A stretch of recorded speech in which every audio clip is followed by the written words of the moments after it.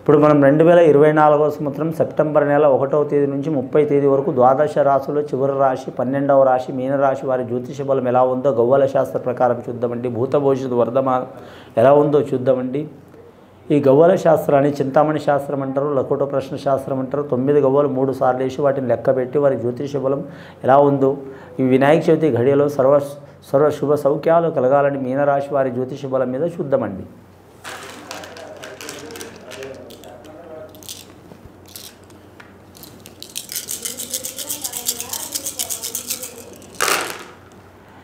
మీనరాశి వారి జాతకంలో 6 గవ్వలు పడ్డాయండి. షణ్ముఖుడు కుమారస్వామి యోగ బలం గవ్వలు పడ్డాయండి వారి జాతక బలానికి. మీనరాశి వారి జాతకంలో చూడాలంటే మాత్రం వారి రాశి గురుమహారదశ రాశి ఉన్నదండి. అలాగే చూడాలంటే మాత్రం గవ్వలు శుక్రమహారదశ గవ్వలు పడ్డాయి.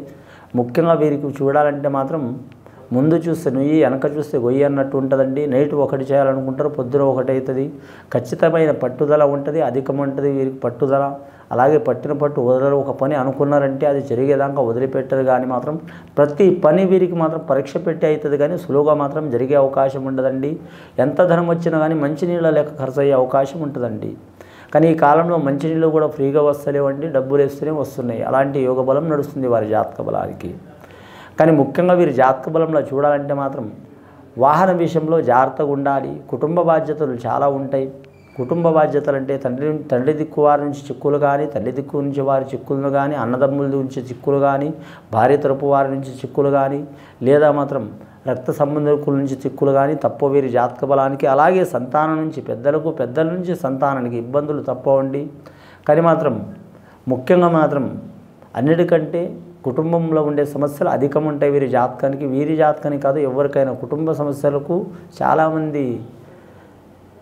చాలా వరకు ఇబ్బందులు పడే అవకాశం ఉంటుంది. కొందరు తట్టుకుంటారు, కొందరు తట్టుకోలేరు. కొందరు మాత్రం వారి సమయస్ఫూర్తితో మాత్రం నిదానమే ప్రధానమైన నడుస్తారు. కొందరు తొందరపాటు నిర్ణయాలు తీసుకొని ఇబ్బంది పడతారు. ఈ మీనరాశి వారు సమయస్ఫూర్తితో మాత్రం వారు అనుకున్న సమస్యల వలయం నుంచి బయటపడే అవకాశాలు ఉన్నాయండి. ఆ సమస్యల వలయం నుంచి బయటపడాలంటే వీరి జాతక బలానికి మాత్రం ఖచ్చితంగా ఎవరికి పూజ చేసినా చేయకపోయినా మాత్రం వీరి జాతకానికి చూడాలంటే మాత్రం రక్షకుడు కరెక్ట్ మాత్రం శ్రీరాముడిని పూజ చేయడం చాలా మంచిది.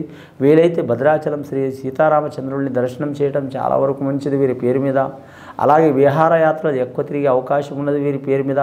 ఒక్కాడ ఉండే అవకాశం లేదండి. కానీ మాత్రం కొన్ని రాష్ట్రాలు, కొన్ని ప్రాంతాలు, కొన్ని జిల్లాలు, వేరే దేశాలు కూడా ప్రయాణం చేసే అవకాశం ఉంది. గవర్నమెంట్ ఉద్యోగస్తులకైతే ఇబ్బందులు తప్పవండి.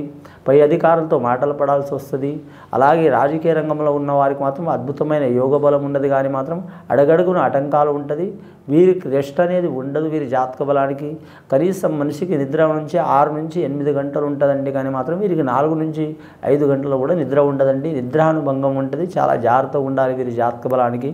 ఆ నిద్ర దేవత సహకారం కోసం మాత్రం వీరి కులదేవతను ఆరాధన చేయడం చాలా వరకు మంచిదండి. రెండవసారి గవ్వలేసి చూద్దాం.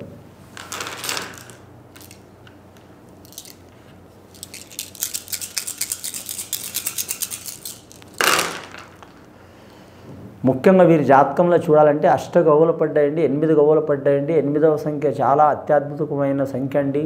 ఈ మీనరాశి వారి జాతకానికి ఉత్తరాభాద్ర నక్షత్రం వారికి శుభయోగం ఉంటుందండి. ఎందుకంటే ఉత్తరాభాద్ర నక్షత్రం వారికి అని శనేశ్వరుడు అధిపతి చాలా వరకు మాత్రం శుభయోగ బలం ఉంటుంది. వీరి జాతక బలానికి కలిసి వచ్చే అవకాశం ఉంటుంది. వీరి పేరు మీద ఎక్కడ పోయినా తిరుగు ఉండదు.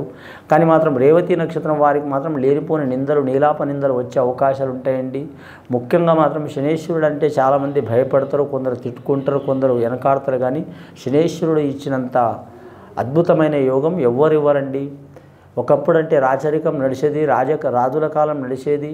కానీ ఇప్పుడు నడుస్తున్నదండి. కరెక్ట్ మాత్రం ప్రజల పాలన యోగ బలం నడుస్తుంది. కాబట్టి మాత్రం శనేశ్వరుడికి అధికమైన ఫలితం ఉంటుంది. సామాన్యమైన మానవులు కూడా మాత్రం చాలా ప్రధానమంత్రి వరకు అయ్యే అవకాశాలు ఉంటాయి. కాబట్టి శనేశ్వరుని ఆరాధన చేస్తే మాత్రం సామాన్యంగా ఉన్నవారు కూడా మాత్రం చాలా వరకు నంబర్ 1 స్థానం అయ్యే అవకాశం ఉంది. అంటే ఆరాధన చేయటమే కాదు, వీరు గట్టిగా కూడా ప్రయత్నాలు చేయాలి. కానీ మాత్రం ఒక కార్మికుడు లెక్క కష్టం చేయాలి. కానీ చీమల్ని చూసి మనిషి నేర్చుకోవాల్సింది చాలా ఉంటుందండి. చీమలు ఎనీ టైం 24 గంటలు కష్టపడుతూనే ఉంటాయండి. అలాగే చీమల లెక్కని వీరు ప్రయత్నం చేస్తుంటే తిరుగు ఉండదు వీరి జాతక బలానికి.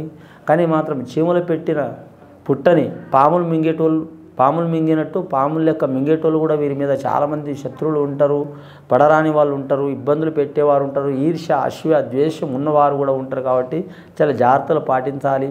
వీరి జాతకబలానికి స్త్రీలకు వివాహ విషయంలో టైం తీసుకోవడం మంచిది.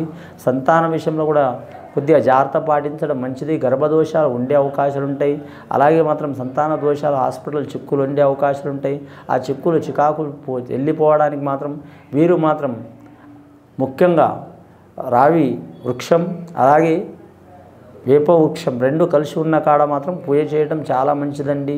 శివపార్వతుల స్వరూపం, విష్ణులక్ష్మి స్వరూపం, బ్రహ్మ సరస్వతి స్వరూపం.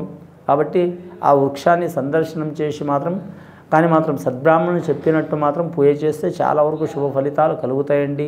వీరి జాతకబలానికి లక్కీ నెంబర్ మాత్రం 3 వస్తుంది. అలాగే వీరి జ్యోతిష్యానికి 8వ సంఖ్య వస్తుంది, 1వ సంఖ్య వస్తుంది. శనివారం, గురువారం, ఆదివారం కలిసొచ్చే అవకాశం ఉంటుంది వీరి జాతకబలానికి. ఈ మీనరాశి వారి జాతకంలో రాజకీయ రంగంలో మాత్రం కలిసొచ్చే అవకాశం ఉంటుంది. ఉద్యోగస్తులకు ఇబ్బంది తప్పవు. కానీ విద్యార్థులకు మాత్రం వీరి జాతకానికి సరిసమాన యోగ బలం ఉంటుంది. కానీ ప్రేమ వివాహం చేసుకోవాలనుకునేవారు ఖచ్చితంగా టైం తీసుకోవడం మంచిది. అలాగే మాత్రం వివాహ ప్రయత్నాలు చేసుకోవాలనుకునేవారు మాత్రం ప్రయత్నాలు చేయాలనుకునేవారు టైం తీసుకోవడం మంచిది. కార్తీక మాసం ఘడియలో, అశ్వయుజ మాసం ఘడియలో మంచిగా ఉంటుంది వీరి జాతక బలానికి. ఈ మాసంలో మాత్రం మంచిగా ఉండదు. ముఖ్యంగా కొత్త గృహం మారాలనుకునేవారు, నిర్మించాలనుకునేవారు, కొత్త పనులు మూలధాలు పెట్టాలనుకునేవారు కూడా టైం తీసుకోవడం మంచిది. వీరి జాతకం ఎలక్ట్రానిక్ రంగంలో కూడా జాగ్రత్తగా ఉండాలి. అలాగే మోటార్ ఫీల్డ్ రంగంలో కూడా చాలా జాగ్రత్తగా ఉండాలి. ఇక వీరి జాతకానికి వ్యాపార విషయంలో చూడాలంటే మాత్రం ఫుడ్ రంగంలో మాత్రం కలిసి వచ్చే అవకాశం ఉందండి. ఇప్పటివరకు అయితే వీరి జాతకానికి పడ్డాయండి.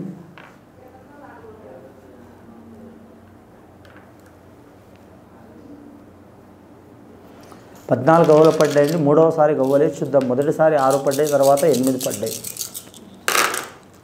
3వసారి వేస్తే మాత్రం 3వసారి కూడా 8 గవ్వలు పడ్డాయండి. అష్టకష్ట చిక్కులు పడైన వీరు అష్టైశ్వర్యాలు సాధించే అవకాశం ఉంటుందండి. అష్ట దిక్కుల నుంచి ఏ దిక్కైనా వీరికి ఇబ్బంది వస్తూనే ఉంటుంది. తూర్పైన, పడమరైన, దక్షిణమైన, ఉత్తరమైన, నైరుతైన, వాయువైన, ఆగ్నేయమైన, ఈశాన్యమైన, కానీ మాత్రం ఏ దిక్కు నుంచి అయినా వీరికి ఇబ్బంది వచ్చినా సరే మాత్రం వీరి జాతకానికి మాత్రం ఖచ్చితంగా మాత్రం వీరి ఆత్మరక్షణ వీరు కాపాడే అవకాశం ఉంది. అలాగే వీరి ఆత్మవిశ్వాసమే వీరి కాపాడే అవకాశం ఉంది. వీరి జాతక బలానికి అంశబలం భారీగా ఉంటుంది. ముఖ్యంగా మాత్రం ఐపీఎస్ రంగం వారికి, రక్షణ రంగం వారికి, కార్మిక రంగం వారికి, అలాగే మాత్రం లేబర్ రంగం వారికి, అలాగే రాజకీయ రంగం వారికి మాత్రం చాలా వరకు అత్యద్భుతమైన ఫలితం కలిసి వచ్చే అవకాశం ఉన్నదండి. ఖచ్చితంగా వీరు మాత్రం ఎవరికి పూజ చేసినా చేయకపోయినా మాత్రం శనీశ్వరుని మాత్రం ఆరాధన చేయటం, శివుణ్ణి ఆరాధన చేయటం, అలాగే మాత్రం శ్రీ త్రయోదశి రోజు మాత్రం శనీశ్వరుని మాత్రం తైలాభిషేకం చేయటం చాలా వరకు శుభకరం అవుతుందండి. ఇది విని చూసి ఆచరించే వారికి గొప్ప ఫలితాలు కలుగుతాయండి. శుభం భూయత్.